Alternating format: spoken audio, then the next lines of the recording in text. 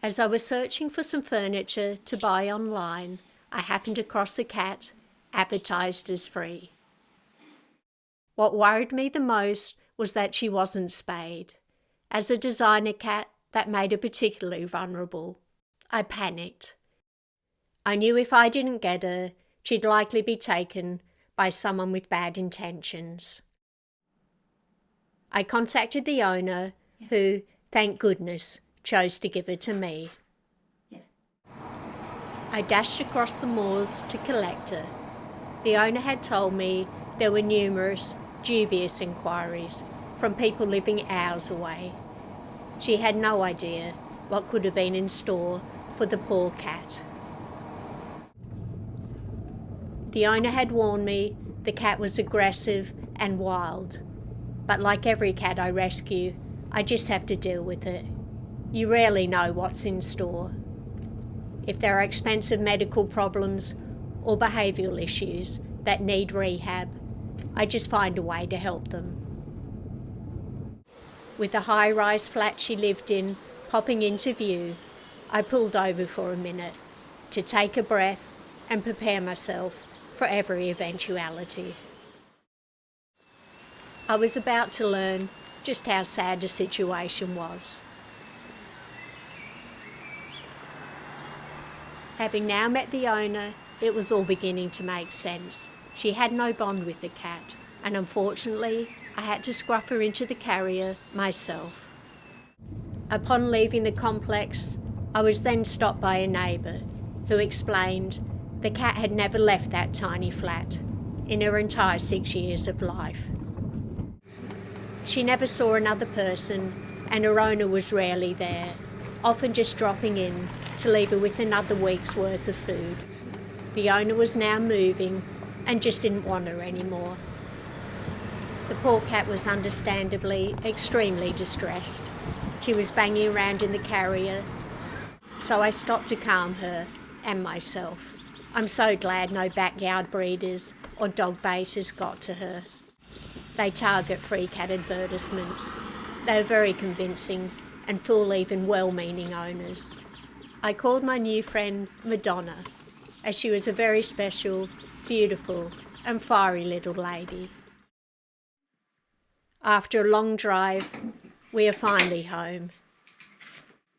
She was in shock, so I took my chance to quickly touch her before she disappeared under the bed for 10 hours.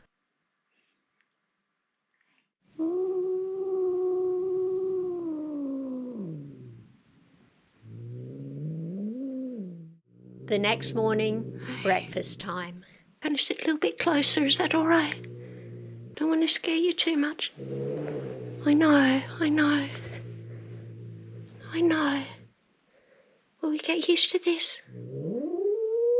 I know, come on. Let's try your food. Hey. You know what I'm going to do?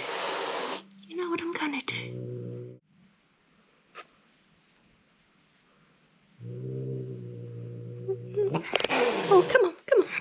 Hey, okay. Relax, girl. I went out for supplies to convert the art room into a recovery and rehab room. Her number one issue was that she was left alone for most of her life. I never wanted that to happen to her again. So I planned to sleep in there with her, not only for company, but to show her the loving side of people. Rescue Cat Picasso, with his own story to tell, helps to gather all the home comforts, including a pot of grass for digestion and a water bowl with rim to monitor its level. To drown out scary noises, I played relaxing music through the night.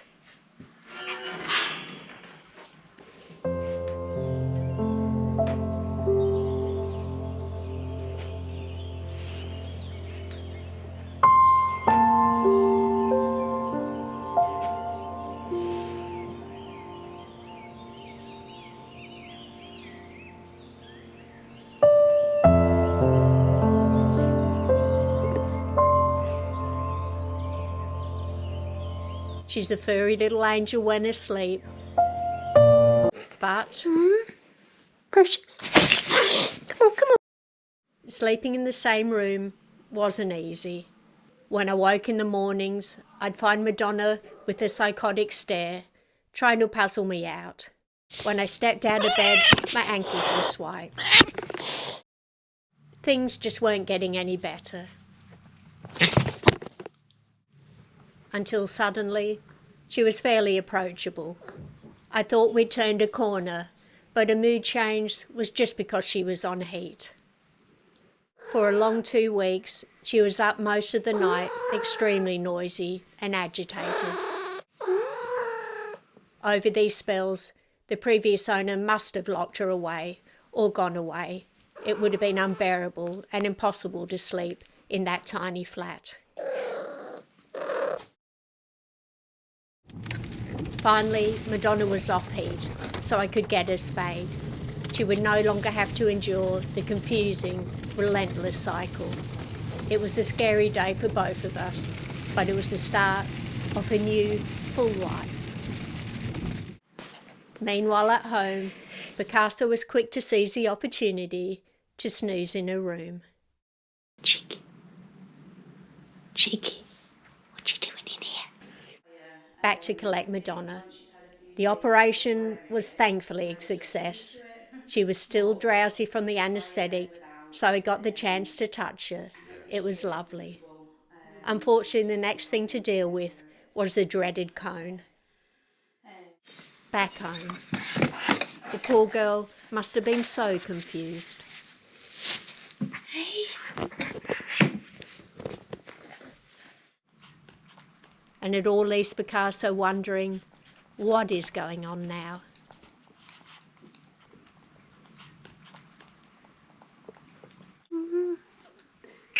She has 2 weeks of recovery time ahead of her, and then the worst is over. A little bit of food. It was sad to see her looking so vulnerable. There you go. Good girl. She wasn't happy. And Picasso was getting confused with all the mood changes and swiping and not having the spotlight on him.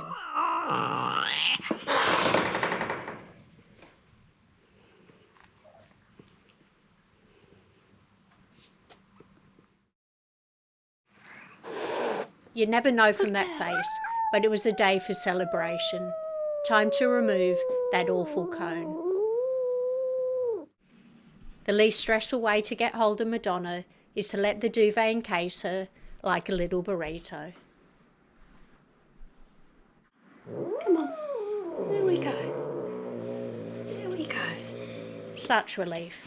The cone is off. Good girl. Good girl. You're very brave. Hey.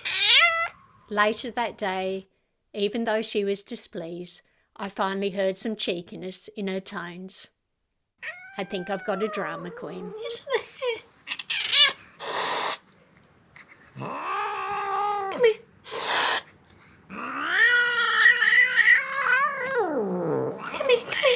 Come here. Come here. Monkey. Picasso turns up just in time to catch Madonna having a dippy moment. There you go. Over the jubilation of removing the cone and back to reality, Good girl. she still didn't trust or like me, even with a food bowl in my hand.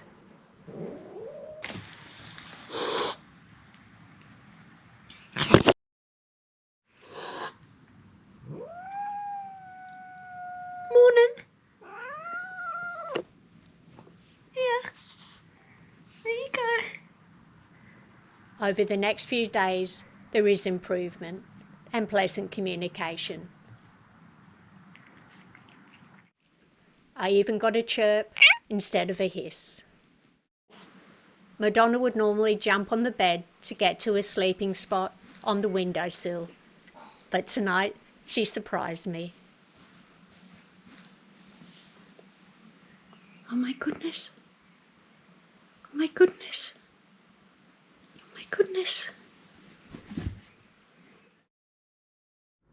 I said to myself, the next cat I rescue, I would keep as a friend for Picasso. But as much as he is trying, I'd be surprised if they could be friends. Look at these two. In personalities and backgrounds, they couldn't be more different.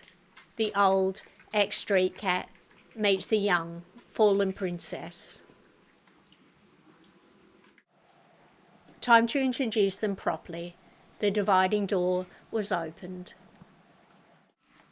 I eased the tension with food. But sneakily, Picasso has his own agenda, heading straight for Madonna's toys. Then a bed.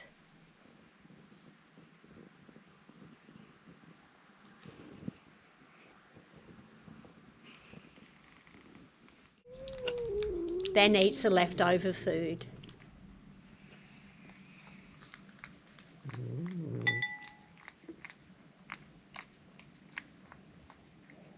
Finally, insult to injury, he settled on a favourite windowsill. If I advertised Madonna for adoption or kept her myself, at least I'd know if she was good with other cats. Her world was expanding, and I sensed the night stalking was coming to an end. So I set up the nighttime camera.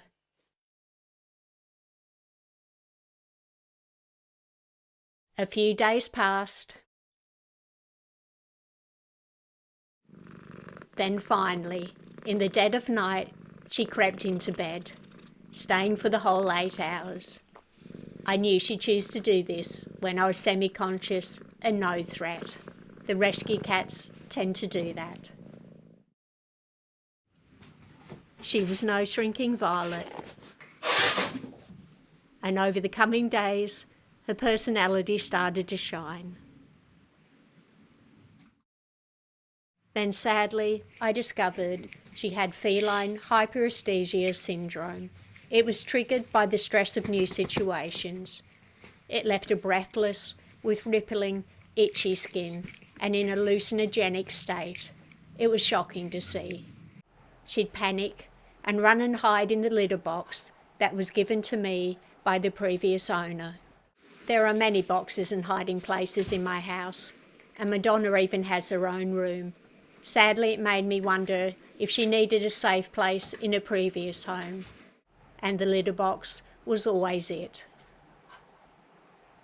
I found if I distracted her with a noise or a toy, it snapped her out of it. Also, the more new experiences, the better she got. Good girl. Thankfully, it became a thing of the past. No drugs or medications needed, just gentle introductions, reassurance, and love. I also realised she wouldn't jump on anything other than the bed and windowsill when I was looking. So I started teaching her that jumping was okay. After noticing she would cower, as if expecting me to hit her when I found her on a piece of furniture. She would easily get breathless playing, as she wasn't used to exercise. In a previous home, she didn't have any toys, space, or company. I soon built up her stamina. She enjoyed playing so much, she'd play alone in the middle of the night when I was asleep upstairs. She'd bring ball after ball up to my bed, probably in the hope I'd join her. I'd wake in the morning with the evidence. Finally, I took the ultimate step of introducing Madonna to the great outdoors. It is quiet and leafy, with plenty of neighbourhood cats to befriend. We went out for a couple of hours a day. I put treats on fences and walls to encourage her to practice jumping. She struggled at first. There was nothing wrong with her physically, just psychologically.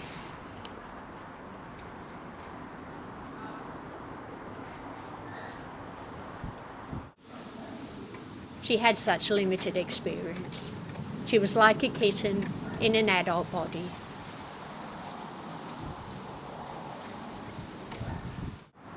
I'm not sure if Picasso was showing off or trying to demonstrate.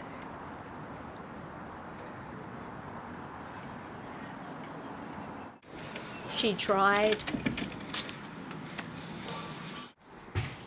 and she tried.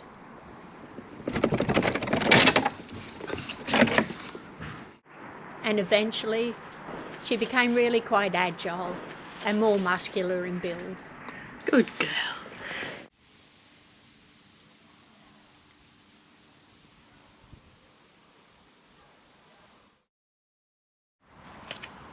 We had a crunchy hunt every day where I hid treats around the garden. But Picasso, being the wise old soul, just went straight to the source, the treat box, with Madonna sneakily watching and picking up on his bad habits.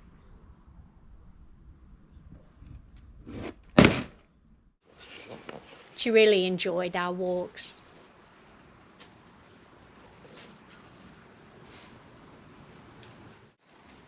She even confidently and curiously approached Jasper, the neighbour's cat.